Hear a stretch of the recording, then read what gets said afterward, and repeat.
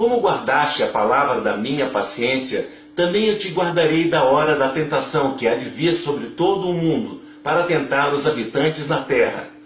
Mas o que inicia os 7 anos de tribulação? Certamente é o acordo do anticristo com Israel, propondo uma falsa paz, conforme está escrito no livro de Daniel. Este rei fará um acordo com o povo de 7 anos, mas depois de decorrer metade desse tempo, anulará o tratado e proibirá aos judeus de fazerem qualquer sacrifício ou oferta no templo. Posteriormente, como acúmulo das suas terríveis ações, o inimigo profanará completamente o santuário de Deus. Aqui deixa claro que o terceiro templo dos judeus em Israel será reconstruído. E o anticristo profanará completamente o templo, ou seja, fará com que seus seguidores o adorem dentro do templo de Israel, que seria uma profanação completa ao santuário, no qual o único digno de ser adorado é Deus, Criador do céu e da terra. Jesus também falou do anticristo e o chamou de abominação do assolamento. Veja, ora, quando vós virdes a abominação do assolamento, que foi predita por Daniel o profeta, estar onde não deve estar, quem lê entenda. Então os que estiverem na Judéia, fujam para os montes. Aqui Jesus deixa claro que a abominação do assolamento vai estar onde não deve estar. Ou seja, o anticristo se assentará no templo reconstruído pelos judeus no Monte Moriá, em Jerusalém, que é o lugar santo. Nos dias de hoje, já existe até mesmo a propaganda sendo divulgada em Jerusalém a respeito da reconstrução do templo, ou do terceiro templo. Notem que nessa campanha de construção do terceiro templo aparece esse senhor judeu ortodoxo sentado no jardim lendo as antigas escrituras e vendo as crianças brincando.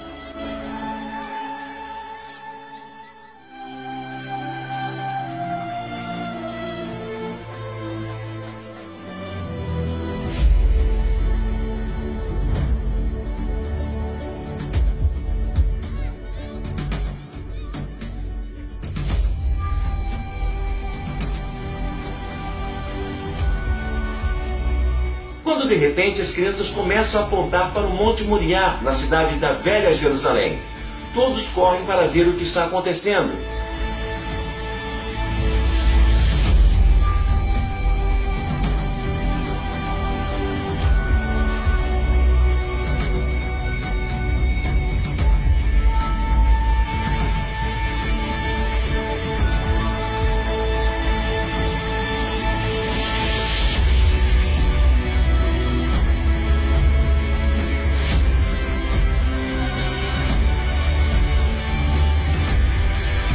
E eles voltam para buscar o Senhor sentado no jardim.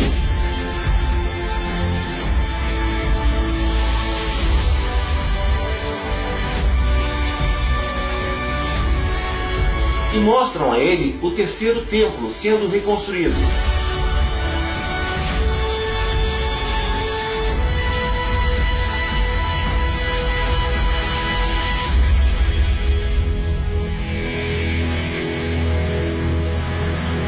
A propaganda termina dizendo: esta é a geração. As crianças estão prontas. Um grupo de judeus ortodoxos do Instituto do Templo está divulgando essa campanha de arrecadação para reconstruir o terceiro templo em Jerusalém. O Instituto do Templo apresentou esse vídeo para incentivar as doações e afirmam que esta é a geração e é a que vai reerguer o templo, ou o terceiro templo em Jerusalém. Isso para você ter uma ideia, cumpre totalmente a profecia no livro de Daniel, onde ele diz que o templo será reconstruído e ele será totalmente profanado pelo anticristo durante a tribulação do Apocalipse, que será objeto de adoração dentro do templo dos judeus em Jerusalém. Ninguém de maneira alguma vos engane, porque não será assim sem que antes venha a apostasia e se manifeste o homem do pecado, o filho da perdição, o qual se opõe e se levanta contra tudo que se chama Deus, ou se adora, de sorte que se assentará como Deus, no templo de Deus, querendo parecer Deus. Gente, notem que nos últimos anos foi anunciado várias vezes o fim do mundo, e isso não aconteceu. Antes de 2012, a profecia maia fazia menção em seus escritos mais antigos do fim do mundo, que seria em dezembro de 2012. Muitas pessoas em todo o mundo acreditaram na profecia maia e venderam suas casas para morar nas montanhas. Aqui no Brasil, teve gente que foi morar nos lugares mais altos para tentar fugir de uma possível inundação mundial. Novos moradores chegam todos os dias. Esta italiana acaba de comprar 2 casas. Quer esperar o fim do mundo longe de qualquer perigo. Aqui nós não temos enchente, nós não temos problemas de chuvas. Terremotos? Ainda não. O aqui nas montanhas a gente se sente mais acolhido, mais protegido. Fernanda veio buscar proteção. Acredita que já teve uma visão do que pode acontecer. Eu até falei para meus pais que eu quero que minha família em 2012, em dezembro, agora estejamos todos reunidos, porque caso alguma coisa acontecer, a gente está junto, a gente está aqui protegido. E tem muita gente que pensa assim. As pousadas da região já têm reservas para 21 de dezembro de 2012. A história do fim do mundo em dezembro de 2012 foi tão comentada que resolveram até fazer um filme a respeito do assunto.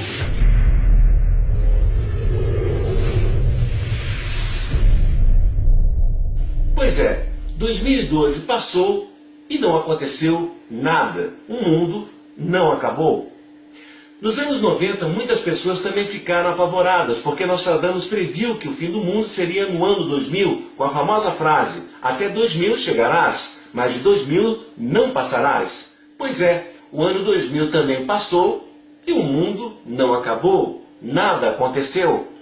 Note que nos últimos 20 anos, muitos videntes, muitas profecias do fim do mundo foram anunciadas e não se cumpriram. Ou seja, o mundo não acabou. Esse monte de teorias furadas do fim do mundo criou uma expectativa falsa ao longo desses últimos anos. E essas histórias têm sido uma estratégia de Satanás para o povo de Deus não enxergar a realidade quando realmente o fim dos tempos estiver chegando.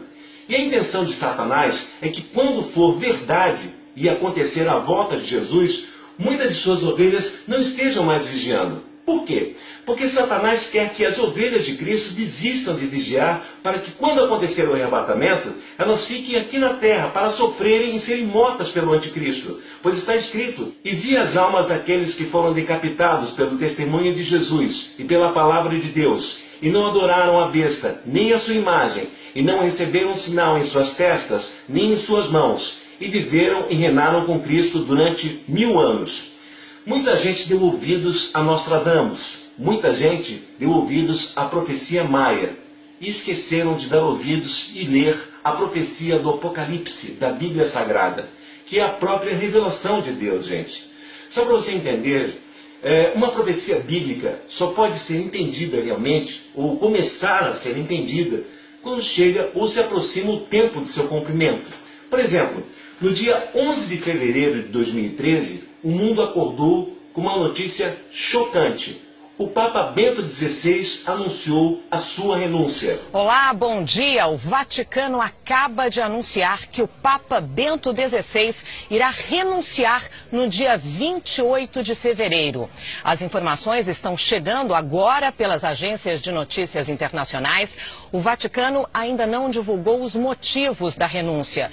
Entenda que isso é a primeira vez que acontece em toda a história do papado no Vaticano. Nunca houve de um papa, por exemplo, renunciar e outro entrar no lugar dele sem que este morra. Então, pela primeira vez na história de todos os papas, nós temos 2 papas. Um papa é a representação e a continuação do Papa Bento XVI, que é o atual Papa Francisco, e o Papa Bento XVI não deixou de ser papa, porque é ainda chamado de papa, e ele ainda é o Papa, porque é um Papa emérito. E os 2 papas vivem juntos no Vaticano. Então vamos buscar entender aquilo que mais corresponde ao contexto, pelo menos o contexto bíblico, que é a palavra de Deus. Presta atenção, gente. E veio um dos 7 anjos que tinha as 7 taças e falou comigo, dizendo-me: vem, mostrar-te-ei a condenação da grande prostituta que está assentada sobre muitas águas, com a qual se prostituíram os reis da terra, e os que habitam na terra se embebedaram com o vinho da sua prostituição. Aqui entenda, por favor, que um dos anjos do Apocalipse falou com João durante sua visão do final dos tempos, e disse a João que iria mostrar para ele a condenação da grande prostituta. Essa prostituta que o anjo está mostrando para João é uma igreja do qual o anjo chama de grande, pois ela é muito grande, pois está assentada em muitas águas. Muitas águas na representação significa que esta igreja está em diversos países e, como o anjo disse, ela, a igreja, se prostituiu e com ela se prostituíram os reis da terra. Entenda que o anjo está destacando através dessa igreja, que ele chama de grande prostituta, que está assentada em muitas águas, a igreja de Roma. Por que a igreja de Roma? O histórico da igreja romana está rodeado de traições, assassinatos, mentiras, injúrias, injustiças e principalmente idolatria. O anjo disse para João que ela se prostituiu tirando o foco das pessoas em Jesus Cristo, que é o Salvador, e colocando o foco em diversos outros deuses pagãos. Eles arrancaram a igreja primitiva das mãos de Paulo e a transformaram numa igreja pagã. Quando fala reis da terra que se prostituíram com ela, é porque ao longo da história mundial, a igreja esteve a favor de muitos reis que eram verdadeiros assassinos, no qual a igreja foi conivente com seus assassinatos e até abençoou tropas e comandantes para irem à guerra. No caso de Hitler, como você vê nessas imagens de 1939, o Papa Pio XII abençoou as tropas de Hitler para irem à guerra. Muitos desses oficiais em que o Papa abençoou fizeram um verdadeiro genocídio de matança desumana e sem igual, onde Hitler e seus aliados assassinaram durante o seu período de governo um total de 25 milhões de pessoas. E o anjo levou-me em espírito a um deserto e vi uma mulher assentada sobre uma besta de cor de escarlata, que estava cheia de nomes de blasfêmia, e tinha 7 cabeças e 10 chifres. E a mulher estava vestida de púrpura e de escarlata, e adornada com ouro e pedras preciosas e pérolas, e tinha na sua mão um cálice de ouro cheio das abominações e da imundícia da sua prostituição. Entenda aqui que a mulher, a grande prostituta, é o sistema papal e também a igreja romana. O cálice de ouro na mão da grande prostituta é o Vaticano. Diz também na profecia que a igreja romana está vestida de púrpura e escarlata, o que está completamente de acordo com as cores das faixas dos seus bispos e arcebispos e cardeais, conforme a hierarquia da igreja. A igreja romana está adornada de ouro, pérolas e pedras preciosas, numa alusão à sua riqueza, luxúria e soberba, pois seus sacerdotes e o Papa estão rodeados por esses luxos e riquezas. O manto vermelho do Papa é herança do antigo Império Romano, e o próprio Senhor Jesus, após ser açoitado, foi coberto com o manto vermelho usado pelos centuriões dos soldados romanos. E na sua testa estava escrito o nome, Mistério, a Grande Babilônia, a mãe das prostituições e abominações da terra. Aqui diz que a testa da mulher estava escrito a Grande Babilônia, a mãe das prostituições e abominações da terra. Quando se fala aqui que ela é mãe, entenda também que ela tem filhas. E quais são as filhas? São as muitas outras igrejas que se dizem ser de Jesus. Não todas, mas são as igrejas protestantes que não estão de acordo com a graça dada pelo Senhor Jesus, pois colocaram junto com a graça a lei por torpe ganância, na intenção de fazer as ovelhas de Cristo de negócio para ganhar dinheiro, como o próprio Senhor Jesus disse: acautelai-vos, porém, dos falsos profetas, que vêm até vós vestidos como ovelhas, mas interiormente são lobos devoradores. Por seus frutos os conhecereis. Pois é, e que frutos são esses que nós poderíamos identificar os falsos profetas mencionados nesse versículo por Jesus Cristo? Os frutos são o que os falsos profetas falam em seus púlpitos sobre, por exemplo, a doutrina da prosperidade, ou seja, que você tem que exigir que Deus faça você prosperar financeiramente, enquanto que Jesus, na sua humildade, na sua vida humilde, dizia que é mais fácil um camelo passar pelo fundo de uma agulha do que um rico entrar no reino de Deus. Só para você ter uma ideia, um desses falsos profetas nos dias atuais, os falsos profetas dos nossos dias, chegou a criticar Jesus por ter feito um milagre, transformando a água em vinho no casamento. Aliás, foi o primeiro milagre de Jesus. Ele não conseguiu, esse falso profeta não conseguiu entender o motivo desse milagre, e nem o que esse milagre significa. Sabe por quê? Porque esses falsos profetas, eles não têm os olhos verdadeiramente voltados para o céu, onde está o trono de Deus. Eles têm os olhos voltados para o mundo, onde o príncipe desse mundo é o diabo. Então, é isso que acontece. Eles veem com os olhos da carne e não com os olhos do espírito. E quanto ao milagre de transformar a água em vinho no casamento, entenda que esse milagre de Jesus não era para alegrar os convidados da festa só, mas para fazer uma alusão sobre o sacrifício na cruz que viria a seguir, pois a água simboliza, na verdade, a velha aliança dada a Moisés no Monte Sinai. E o vinho simboliza o sangue de Jesus, o sangue da nova aliança derramado por Jesus Cristo na cruz do Calvário. Nós somos comprados por alto preço, gente. Mas os falsos profetas dos nossos dias se dizem ser ganhadores de alma. O problema é saber para quem esses falsos profetas estão ganhando realmente almas. Será que é realmente para Deus? Esses falsos profetas dos nossos dias cobram tanto de seus fiéis, mas tanto, que se esqueceram completamente o que Jesus disse a seus discípulos: curai os enfermos, limpai os leprosos, ressuscitai os mortos, expulsai os demônios. De graça recebestes, de graça dai. Pois é, e os falsos profetas ainda falam de prosperidade. Jesus disse: não podeis servir a Deus e ao dinheiro. Então agora entenda que quando diz ali no Apocalipse, a grande Babilônia, a mãe das prostituições e abominações da terra, está falando da igreja romana, mas também diz ali que ela é mãe, portanto ela tem filhas. Suas filhas são as muitas igrejas protestantes, não todas, mas são as muitas igrejas protestantes que transformam a palavra de Deus em mentira. Quando Deus diz: não adore o dinheiro e nem as coisas desse mundo, os falsos profetas dizem para os seus fiéis colocarem, por exemplo, Deus na parede, exigir de Deus uma vida próspera. Eles mentem, detupam completamente as passagens bíblicas, chegam a colocar na boca de Jesus o que Jesus não disse. E o que Jesus disse mostram de outro ângulo, interpretando de forma deturpada. Como, por exemplo, Jesus disse: eu vim para que tenham vida, e vida em abundância. O que Jesus quer dizer aqui é bem diferente do que os falsos profetas interpretam na intenção de obterem lucros financeiros com suas campanhas. A vida em abundância que Jesus fala nessa passagem bíblica é a vida eterna, gente, e não a riqueza desse mundo, que pertence ao diabo, que é o príncipe desse mundo. E vi que a mulher estava embriagada do sangue dos santos e do sangue das testemunhas de Jesus. Aqui entenda que o anjo estava mostrando para João o período da Santa Inquisição, onde muitas ovelhas de Cristo, que são chamadas aí de santos e testemunhas de Jesus, foram mortos somente por desrespeitarem as ordens do Papa, que os proibiu de lerem a Bíblia. Também pessoas eram condenadas à morte por serem consideradas pela Igreja Romana hereges. E vendo-a eu, maravilhei-me com grande admiração. E o anjo me disse: por que te admiras? Eu te direi o mistério da mulher e da besta que a traz, a qual tem 7 cabeças e 10 chifres.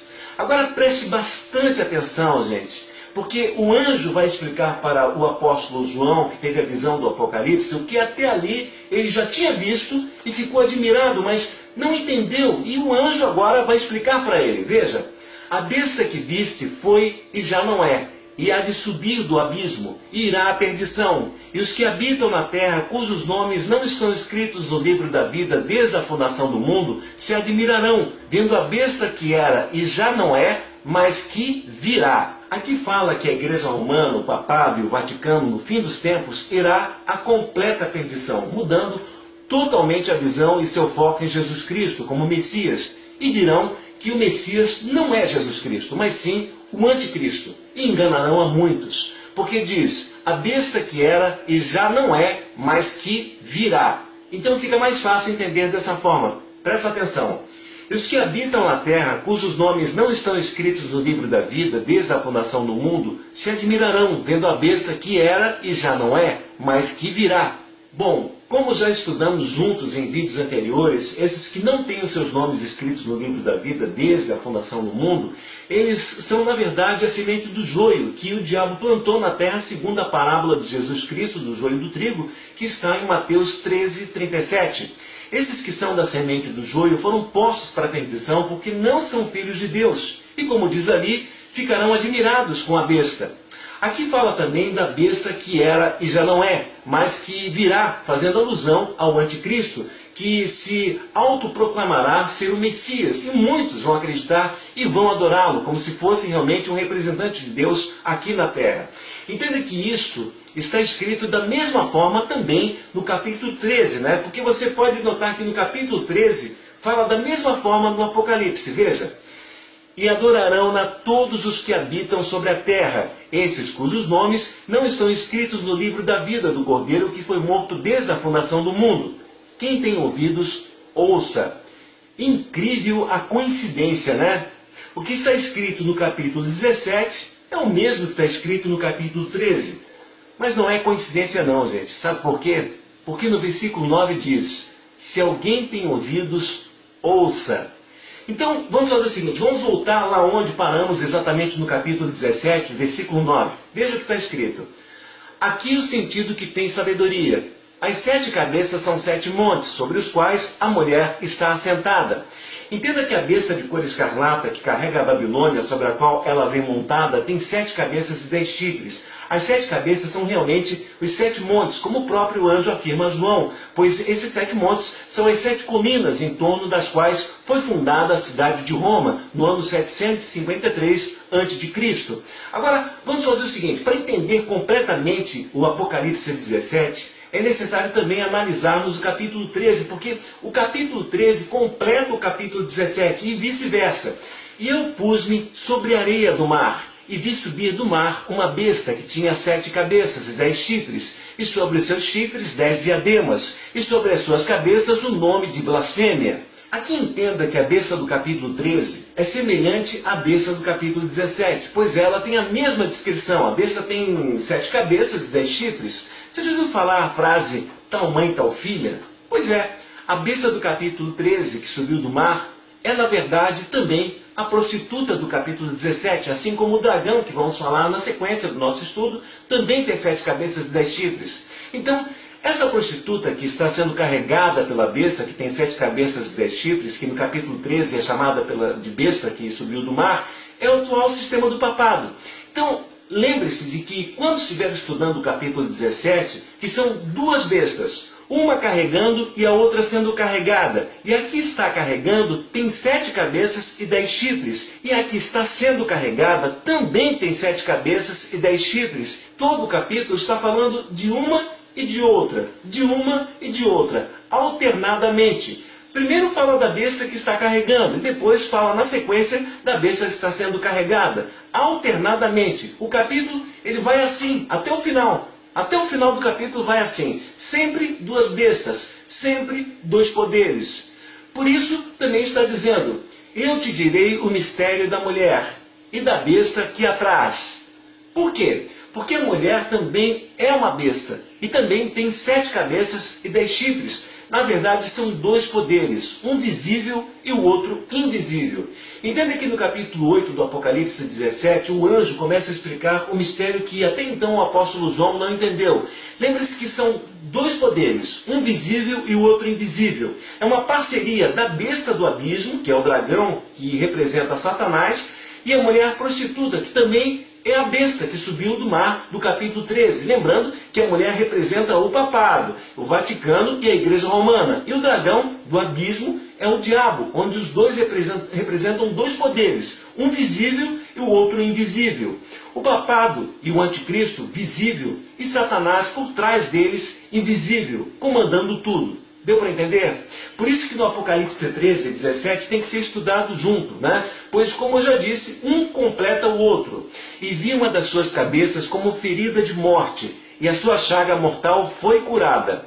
Aqui, como em outras interpretações teóricas, né, dizendo que era o Papa João Paulo II, que levou um tiro na década de 70 e depois se recuperou, não tem nada a ver, gente. Veja, vamos ver novamente para você entender.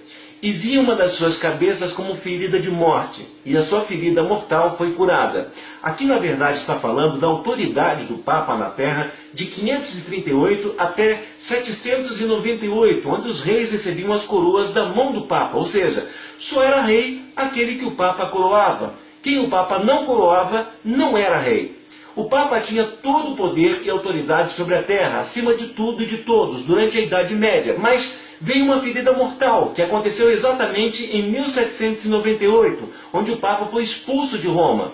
Em 10 de fevereiro de 1798, as tropas francesas, comandadas por Luís Alexandre Berthier, invadiram a cidade de Roma, dando início à ocupação da cidade. O general Berthier marchou sobre a cidade de Roma sem encontrar resistência, fazendo o saque dos tesouros do Vaticano. Em 15 de fevereiro de 1798 foi declarado o fim do poder temporal do Papa Pio VI e foi proclamada a República Romana como modelo francês. Poucos dias depois, exatamente em 20 de fevereiro, o Papa foi expulso da cidade e morreu no exílio na França no ano seguinte. Essa é a ferida mortal que no Apocalipse está escrito, onde em 1798 e em 1799 a Igreja Romana perdeu todo o seu poder, onde o Papa foi expulso da cidade e morreu no exílio na França. E viu uma das suas cabeças como ferida de morte, e a sua ferida mortal foi curada. E onde foi curada essa ferida mortal que tirou todo o poder e autoridade do Papa? Foi em 1929, com o Tratado de Latrão. O Tratado de Latrão, ou o Tratado da Santa Sé, foi assinado por Mussolini, chefe do governo italiano. A partir de 1929, o Vaticano passou a ser o menor país do mundo, com tamanho de 44 hectares. E essa ferida mortal que o anjo mostrou a João no Apocalipse foi totalmente curada, pois o Papa voltou a ter poder. Desde 1929, todos os presidentes, depois de serem eleitos, vão até o Papa para serem abençoados. O Vaticano está localizado em uma colina situada na região noroeste de Roma, e Roma está entre as 7 colinas. Aqui o sentido que tem sabedoria. As 7 cabeças são 7 montes, sobre as quais a mulher está assentada. Entenda como eu já falei, os 7 montes é Roma, e a mulher representa o papado, a Igreja Romana e o Vaticano. O Tratado de Latrão, assinado por Mussolini em 1929, tornou o Vaticano um país. E como o Vaticano é governado por uma monarquia, que é o Papa logo passou a ser um rei. Isso desde 1929. Aqui o sentido que tem sabedoria. As 7 cabeças são 7 montes, sobre os quais a mulher está assentada. E são também os 7 reis. 5 já caíram, e um existe. Outro ainda não é vindo. E quando vier, convém que dure um pouco de tempo. E a besta que era e já não é ela também o 8º, e é dos 7, e vai à perdição. Então, quem são esses 7 reis? Desde 1929, ano da independência do Vaticano como nação, já se assentaram no trono 7 papas, que são os 7 reis, dos quais, quando o apóstolo João, no livro do Apocalipse, teve essa visão da revelação da nossa história, ele estava exatamente no Papa número 6. Então ele diz ali que 5 reis ou 5 papas já haviam caído, ou seja, nesse caso, o Papa Pio XI, o Papa Pio XII, o Papa João XXIII, o Papa Paulo VI e João Paulo I. Um é esse 6º Papa, João Paulo II, que ficou no pontificado até março de 2005. O outro, ou seja, o 7º, ainda não é vindo, disse o anjo, mas quando vier, deverá permanecer por pouco tempo. Esse 7º Papa, gente, é o Papa Bento XVI, que assumiu o trono em abril de 2005, como diz no versículo 10. Veja, outro ainda não é vindo, e quando vier, convém que dure um pouco de tempo. E foi o que realmente aconteceu. A profecia se cumpriu, ou seja, o Papa Bento XVI durou pouco tempo, durou 8 anos, enquanto que o anterior durou 27 anos. Ele durou apenas 8 anos e renunciou, sendo ele o 7º rei do Apocalipse. Talvez você até aqui esteja perguntando, né? Mas são 7 reis e já estamos no 8º? Não, nós continuamos ainda no 7º rei, mesmo com a renúncia do Papa Bento XVI. Primeiro, porque Bento XVI não morreu. E ele não deixou de ser Papa, pois ele ainda é Papa emérito, portanto, ainda é Papa. Segundo, a vinda do Papa Francisco deixou mais claro que essa profecia do Apocalipse se cumpriu, porque ali diz, veja, e a besta que era e já não é ela também o 8º, e é dos 7, e vai à perdição. A pergunta é, o Papa Francisco é um dos 7 ou não é? É claro que é. Ele é do 7º, que foi e ainda é o Bento XVI, que não morreu. E ainda também é chamado de Papa. É Papa emérito. Veja que isso é a primeira vez que acontece em toda a história dos Papas, gente. Nunca teve em toda a história dos Papas 2 Papas vivendo dentro do Vaticano. Ou seja, um Papa renuncia, mas continua sendo chamado de Papa. Ele é o 7º rei do Apocalipse. Se Bento XVI tivesse morrido, o Papa Francisco não poderia ter vindo de um dos 7 e também a profecia não teria se cumprido. O sucessor de Bento XVI tinha que ser um dos 7, e é o atual Papa Francisco. E por isso a profecia se cumpriu, pois ele veio dos 7, ou seja, ele veio de Bento XVI, que é o 7º Papa, e ainda apesar de ter renunciado, continua sendo chamado Papa. Mesmo que Bento XVI morra, o Papa Francisco ainda será a continuação do 7º. Ok, e o 8º? O 8º é a besta, veja, e a besta que era e já não é ela também o 8º, e é dos 7, e vai à perdição. Gente, na verdade, essa profecia do Apocalipse está em processo de cumprimento diante dos nossos olhos, e poucos são os que estão vendo. Hoje temos 2 papas, um é Papa Francisco, que veio do 7º, e o 7º renunciou e não morreu para dar cumprimento à profecia que ele teria que vir de um dos 7. Outro fato que eu gostaria de chamar a sua atenção aos sinais da proximidade da vinda do Anticristo é o fato que aconteceu horas depois que o Papa Bento XVI anunciou a sua renúncia. Aqui diz no G1, na data do dia, deixa eu ver aqui, 11 de fevereiro de 2013, né, às 21h14. A manchete era a seguinte: raio atinge Basílica de São Pedro no dia em que Papa anunciou renúncia. Veja a foto. Aí você diz assim, poxa, mas pode ter acontecido, foi uma coincidência. Será que é uma coincidência? Logo depois de cair esse raio, começaria logo depois os preparativos, né, para o conclave, que seria escolhido então o substituto do Papa Bento XVI. E essa notícia girou por todo o mundo. Mas na Bíblia Sagrada diz, Jesus disse: eu via Satanás como um raio cair do céu. Uma câmera consegue flagrar o momento em que um raio atinge a Basílica de São Pedro, algumas horas após o Papa Bento XVI ter surpreendido o mundo católico ao anunciar sua renúncia ao papado. O incidente ocorreu por volta das 6 horas da tarde do horário local. O fato chamou a atenção de todo mundo. Bento XVI, que tem 85 anos, leu uma carta em que renunciou ao papado. E os 10 chifres que viste são os 10 reis, que ainda não receberam o reino, mas receberão poder com os reis por 1 hora, juntamente com a besta. O anticristo elegerá 10 reis, ou 10 governantes, para o seu governo mundial, conforme Daniel 7, versículo 8.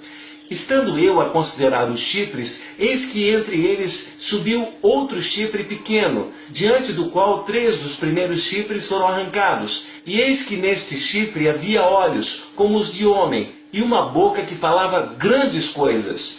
Aqui o profeta Daniel está dizendo que teve uma visão.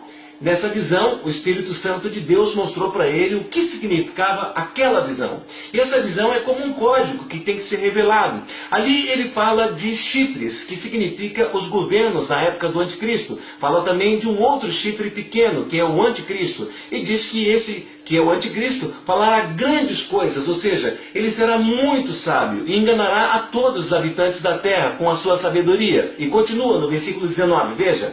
Então tive desejo de conhecer a verdade a respeito do 4º animal, que era diferente de todos os outros, muito terrível, cujos dentes eram de ferro e as suas unhas de bronze, que devorava, fazia em pedaços e pisava aos pés o que sobrava. Ele está falando agora de um 4º animal, onde provavelmente é o exército do anticristo, e ao comando do anticristo será impiedoso com aqueles que não acatarem as determinações do anticristo. E continua no capítulo 20, veja.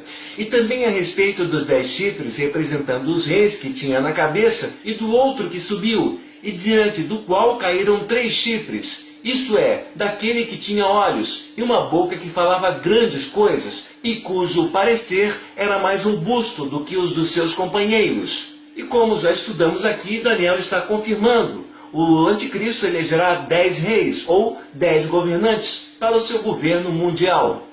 E quanto aos 10 chifres daquele mesmo reino, se levantarão 10 reis, e depois dele se levantará outro, o qual será diferente dos primeiros, e abaterá a 3 reis. Isso quer dizer que 3 dos 10 governantes se rebelarão contra o anticristo e serão mortos por ele imediatamente. Aqui demonstra justamente o perfil, o caráter e o intento do anticristo, que se mostrará como Messias, mas intimamente é o próprio Satanás encarnado na pele de cordeiro. o qual se opõe e se levanta contra tudo que se chama Deus, ou se adora, de sorte que se assentará como Deus, do templo de Deus, querendo parecer Deus. E agora vós sabeis o que o detém, para que a seu próprio tempo seja manifestado, porque já o mistério da injustiça opera, somente a um que agora o retém, até que do meio seja tirado. E então será revelado o iníquo, a quem o Senhor desfará pelo sopro da sua boca, e aniquilará pelo esplendor da sua vinda. A esse cuja vinda é segundo a eficácia de Satanás, com todo o poder e sinais e prodígios de mentira, e com todo o engano da injustiça para os que perecem, porque não receberam o amor da verdade para se salvarem, e por isso Deus lhe enviará a operação do erro, para que creiam a mentira, para que sejam julgados todos os que não creram a verdade, antes tiveram prazer na iniquidade. Mas devemos sempre dar graças a Deus por vós, irmãos amados do Senhor, por vós ter Deus elegido desde o princípio para a salvação, em santificação do Espírito e fé da verdade, para o que pelo nosso Evangelho vos chamou, para alcançardes a glória do nosso Senhor Jesus Cristo. Então, irmãos, estai firmes, retende as tradições que vos foram ensinadas, seja por palavra, seja por epístola nossa. E o próprio nosso Senhor Jesus Cristo, e nosso Deus e Pai, que nos amou, e em graça nos deu uma eterna consolação e boa esperança, console os vossos corações, e vos confirme em toda boa palavra e obra. Isso quer dizer que temos que ser vigilantes, gente. Pois o que temos visto todos os dias através dos noticiários, através do clima da terra, através dos acontecimentos mundiais, através das crises financeiras, através da violência nas ruas, através das drogas disseminando as famílias, é que o livro do Apocalipse vem se cumprindo dia após dia. E ao contrário de ter medo, nós temos é que ter alegria, porque somos a geração que vai ver a volta do nosso Senhor e Salvador Jesus Cristo. E esse é o motivo que temos que ser vigilantes, para não sermos pegos de surpresa, entendeu? Espero que esse estudo tenha aumentado ainda mais a sua fé em nosso Senhor e Salvador Jesus Cristo, que o Senhor Deus Altíssimo sempre esteja presente em seu coração, em seus pensamentos, e que o Senhor Jesus, nosso Senhor e Salvador e Messias, abençoe abundantemente você e toda a sua família. Que a paz esteja sempre em seu lar. E não esqueça, continue fervorosamente na sua igreja, mas leia e estude a Bíblia.